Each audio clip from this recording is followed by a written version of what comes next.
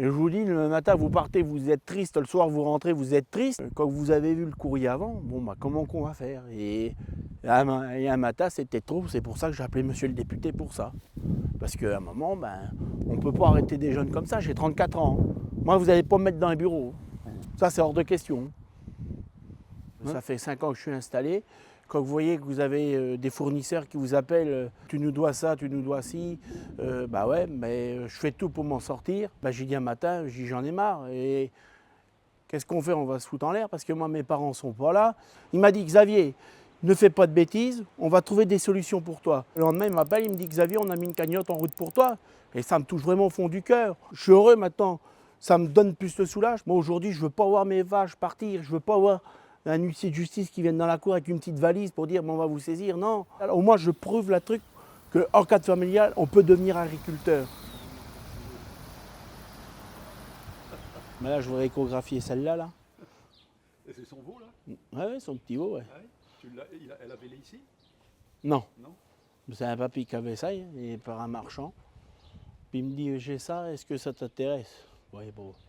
Il m'a dit, j'ai du mérite et puis je te fais un geste pour la vache. Bah écoutez, moi je connais Xavier depuis qu'il est gamin. Avant lui, je connais sa famille, puisque j'habite à quelques kilomètres d'ici. Et puis j'ai vu sa situation se singulariser quand même, parce que son encours d'emprunt est relativement élevé, de l'ordre de combien? 500 000 euros. J'étais à 500 000 euros aujourd'hui d'emprunt. Le capital restant dû doit être de l'ordre de 350 000 euros. Et il a des grosses difficultés de trésorerie dans un contexte qui ne vous échappe pas. Hein. C'est les difficultés du monde agricole. On s'est rapproché du banquier, on s'est rapproché du comptable. Et puis finalement, l'idée de la cagnotte que j'avais à l'esprit est intervenue assez rapidement. Ça a bien fonctionné puisque très rapidement, en quelques semaines, on a été à hauteur de 70 000 euros. Et donc voilà, c'est 100 000 euros aujourd'hui qu'il lui faut pour pouvoir mettre sa situation à zéro et qu'il puisse repartir sur des bonnes bases pour pouvoir régler ses problèmes de trésorerie, c'est-à-dire payer l'ensemble de ses fournisseurs. Viens, Fifi. Viens. Et quand vous voyez ça, moi j'aime bien. Moi je suis fier de voir ça là. Quand c'est pas malade, quand il n'y a pas le vétérinaire. Ah ma Fifi, au moins il y a un truc qui me donne du courage aujourd'hui. Même si on a des difficultés, il faut que les vaches elles mangent, elles boivent, qu'elles ont toujours de la marchandise pour elles. Aujourd'hui, il ne faut pas laisser tomber les vaches, nos animaux. Dans le temps, j'avais 6 ans, mon père il était en cadre familial, il était chauffeur de bus et puis ma mère, elle faisait un peu de ménage, un petit peu de bus. Et quand je suis arrivé sur mes 10-11 ans, je dis papa, il faut que tu m'achètes 2-3 vaches. Et mon père était pas trop content, il dit bon je le fais parce que tu aimes ça. Et aujourd'hui, mon père il me dit j'ai ta première vache qu'à acheter. Je dis mais attends, c'est pas une, c'est 2. Il dit tu vas pas faire ça tout le temps. Je dis si papa. Je dis moi je veux être agriculteur. Et il me dit il y a le lycée de la Brosse à Auxerre et je vais faire un BPRA d'installation. Il me dit vas-y, de toute façon tu ne pourras rien faire d'autre parce que tu es amoureux de la terre, tu es amoureux de tes bêtes. Moi j'étais tout le temps dedans. Et j'allais dans les fermes à droite à gauche, chez les voisins, et voir.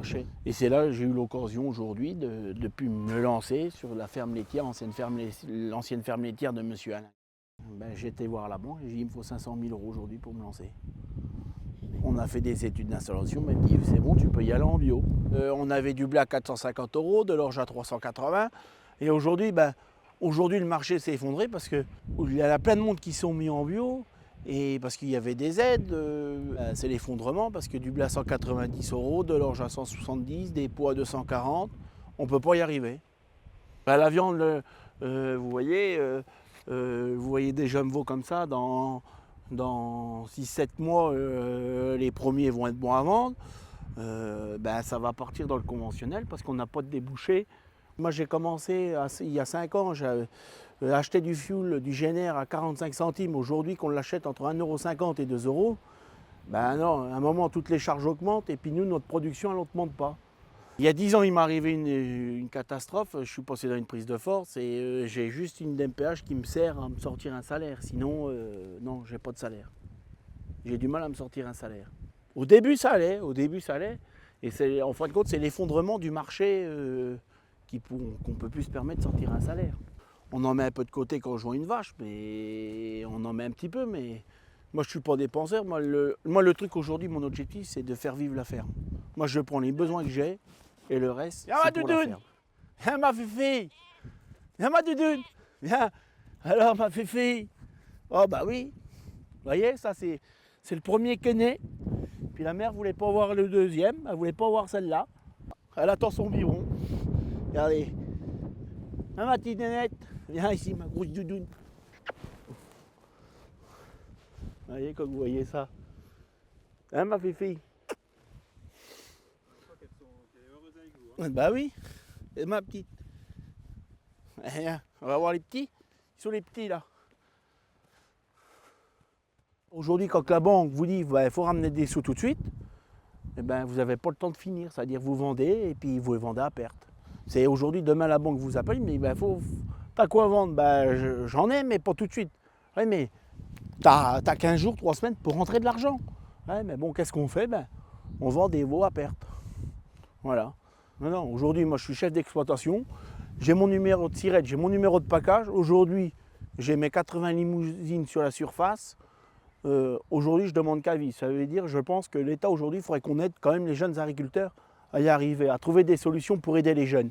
Il y a un plan B, cette histoire de si la cagnotte, malgré la cagnotte, ça fonctionne pas. J'ai pas prévu au plan B encore. Moi, pour l'instant, c'est de garder tout et on trouvera des solutions. Voilà. Mais moi, pour l'instant, j'arrêterai pas mon activité, ça c'est sûr.